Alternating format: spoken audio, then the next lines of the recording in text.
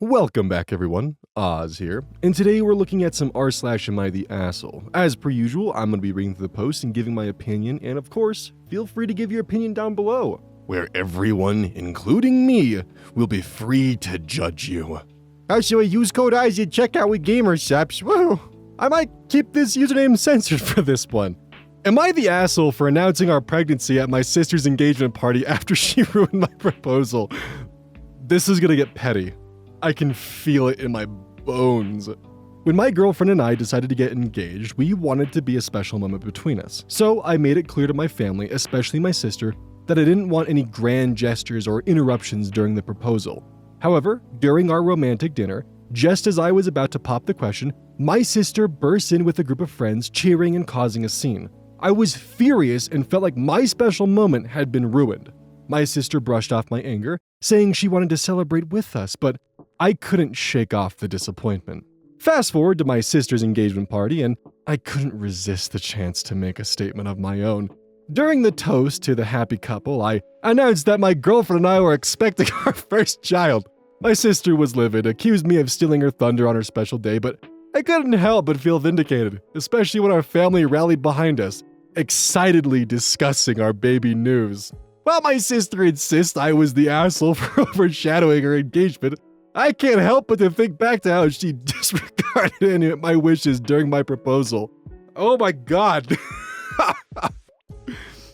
Both of you are assholes. Your sister's the asshole first, but you're a petty asshole. And yes, you're the asshole. Yes, it was justified. You made me laugh. And oh my god. So what you did was a dick move, but it was a well-deserved dick move. And you have my respect, but also my shame. Take of that as you would. Posted by... Am I the asshole for not wanting to go to my sister's wedding because she's getting married on my birthday? I'm 20 male, sister, 25 female, is getting married on my birthday. When I found out the date she was planning on getting married, June 1st, I was very surprised. She told me about her plans last year and told me that it was because her fiancé wanted to make sure his family would be able to fly, so he suggested the date since all the kids would be out of school by then. Understandable, I guess, but not really. I told her that I probably wouldn't be attending because I was going to be celebrating my birthday that day. She was upset and tried to get me to change my mind, but I didn't. Every time her wedding is brought up, she asks me if I'm planning on coming and I tell her that I'm not. She sent out an RSVP 1 week ago and I RSVP'd no. This upset her again and she practically begged me to attend because she wants her brother there. I told her that I appreciate it and I love her, but I would still not be attending. She kinda became argumentative with me about it, and I told her that I don't see why she'd expect me to celebrate my birthday during a wedding. I reminded her that when I first told her that I wasn't gonna be attending, she had months to try and change the date. She told me that I could always celebrate my birthday that Friday, but I told her that I couldn't because I work that Friday, and I'm not celebrating my birthday on a Sunday. Both her and our parents have been asking me to reconsider since it's in 2 weeks. My parents have told me to be there for my sister.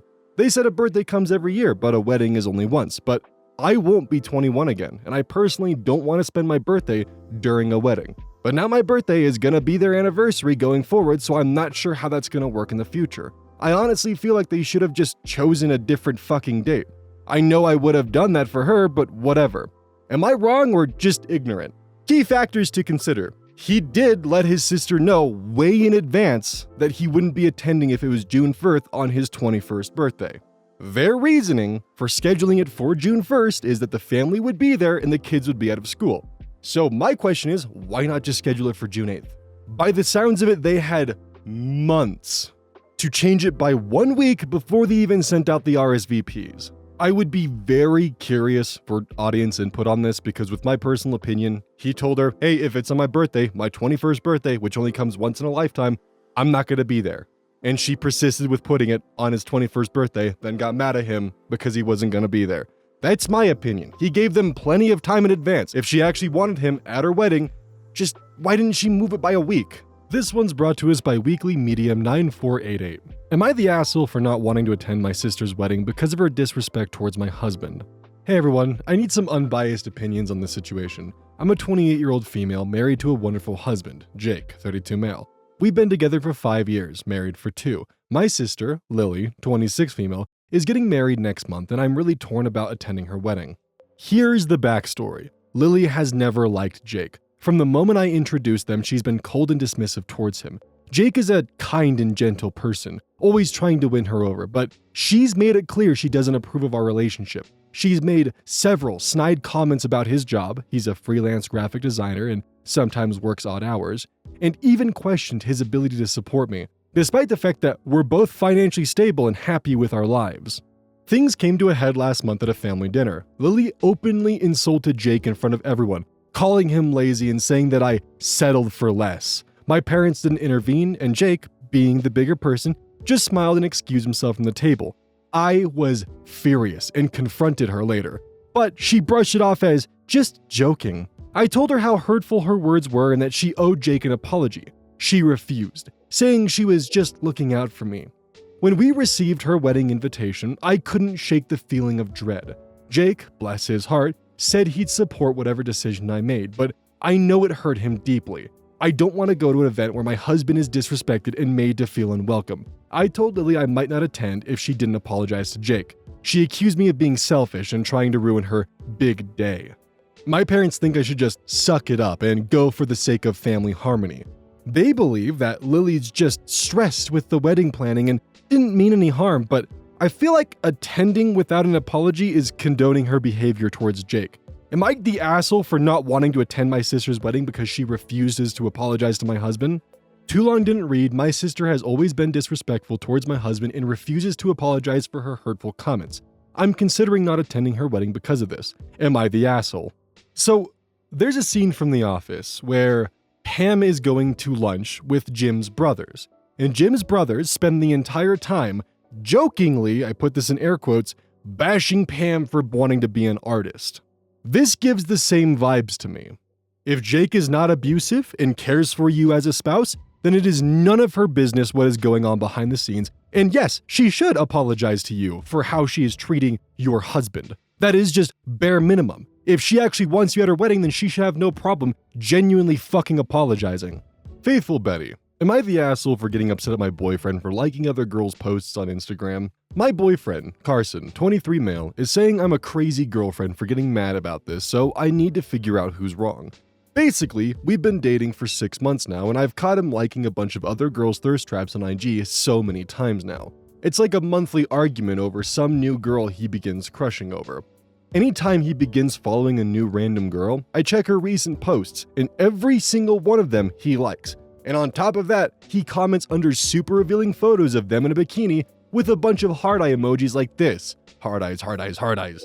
His argument is it's his spam account, so he isn't using his main to follow these girls. But for me, that's not the issue. It's the fact that he's doing it in general.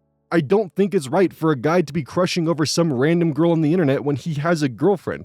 He claims that with guys it's purely visual, and as long as no emotion is involved, it doesn't matter. But how does that make any sense? Keep in mind, he gets super jealous when I even talk to another guy.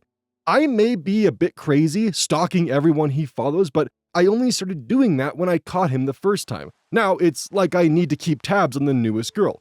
Is this normal for guys to do? Maybe most guys are like this, and he's just not very good at hiding it.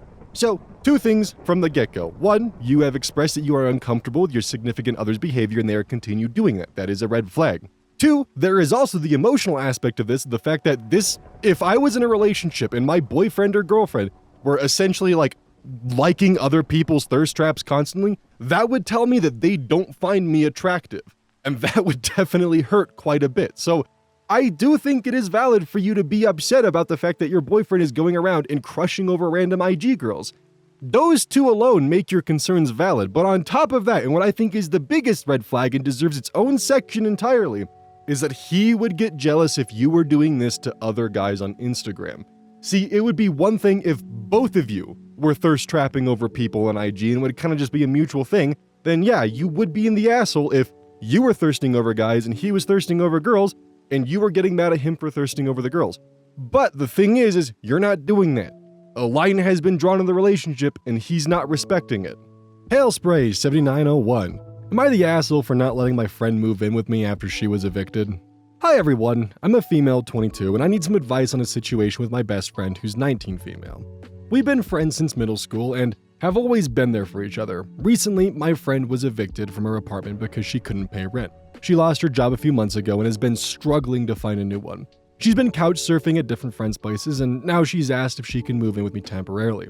I live in a small one-bedroom apartment that I pay for with a part-time job and with some help from my parents. It's not a lot, but it's my space, and I value my privacy. Here are the reasons that I'm hesitant to let her move in. Space. My apartment is really small. There's barely enough room for me, let alone another person.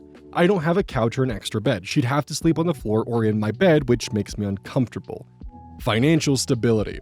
I'm already on a tight budget, and adding another person to the household would increase my expenses, utilities, food, etc. And I don't think I can afford it without jeopardizing my own financial stability. Boundaries. I've always been someone who needs personal space to recharge. Living with someone else, especially in such close quarters, would be really draining for me. Past experiences. We lived together briefly in the past and it didn't go well. She didn't clean up after herself, and we had arguments about responsibilities. I'm worried that these issues would resurface and strain our friendship once more. When I explained my concerns to her, she got really upset. She accused me of not being a true friend and said that if the roles were reversed, she would let me stay with her without hesitation. She feels like I'm abandoning her in her time of need. Our mutual friends are divided. Some think I'm being reasonable and that I shouldn't jeopardize my own well-being. Others think I should help her because that's what friends do. I'm really torn. I don't want to lose my best friend, but I also need to take care of myself. So am I the asshole for not letting my friend move in with me after she was evicted? No! First things first, for the friends that disagree with you and think that you should let her move in, maybe they should let her move in with them. I feel like it's a bit hypocritical of them for them to be upset with you for not letting that friend move in when they themselves never extended the offer in the first place either. The space, financial stability, and boundaries, those are all very important for you to consider, and honestly put your well-being before others because, trust me, in the long run, it's needed. Now let's talk about the past experience section. A slob will always be a slob. As someone who used to live with someone who considered the floor to be a trash can, if you can't handle that kind of mess, do not subject yourself to it. It is not worth the mental anxiety and taxing stress that puts you under. Zealous Ideal put 2549. Would I be the asshole if I moved across the country to escape babysitting for my family? So I, 19 female, have 5 younger siblings, male 11, female 9, and 1 set of triplets, and have been roped into babysitting them almost every day. It's gotten to the point where I had to change my work schedule so that I have less hours to accommodate for the fact that my parents dumped my siblings on me. At first, I didn't mind because I was living under my parents' roof rent-free, and because my job doesn't pay enough for me to rent an apartment where I live. But now, I'm barely able to go out with my friends or even do the activities that I signed up to do on weekends because my parents just hand me a child and disappear. I even end up having to put one of the triplets to sleep, which can take hours and take sleep away from me.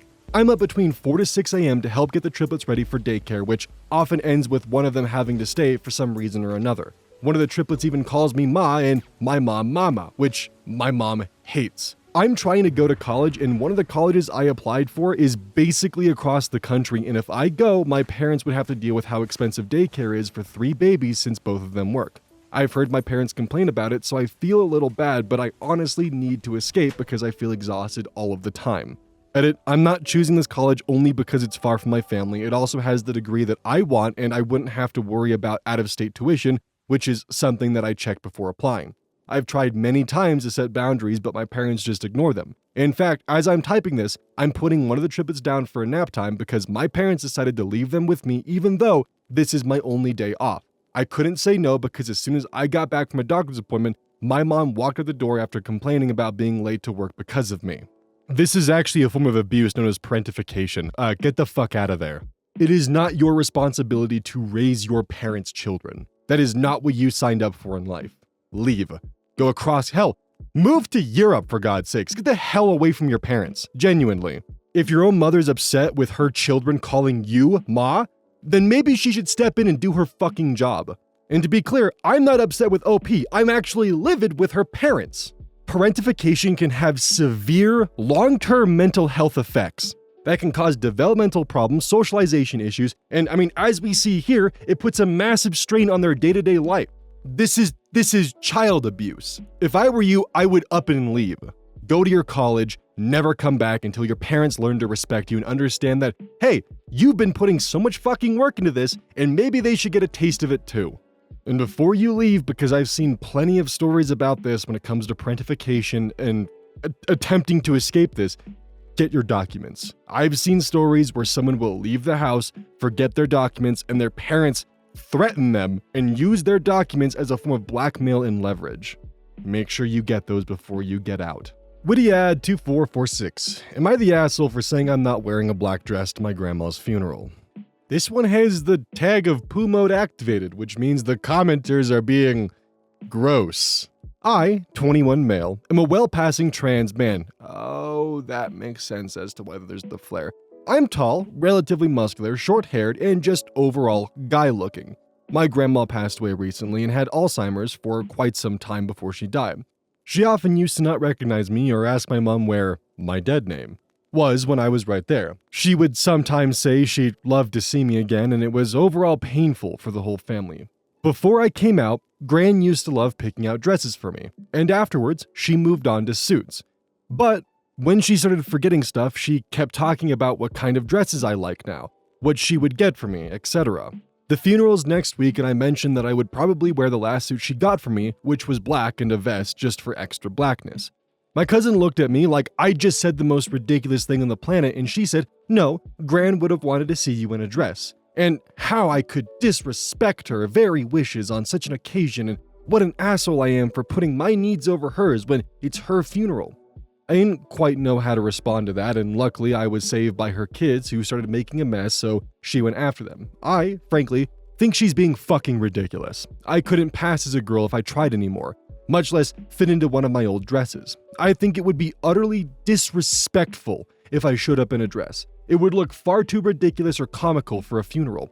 I am 99.999999999% sure that I am not the asshole. I'm genuinely no longer the build to be in a dress. I'm a grown man. It would be a joke. But just in case I'm missing something, am I the asshole? I don't want to disrespect Gran at her funeral, but I really think wearing a dress would be more disrespectful.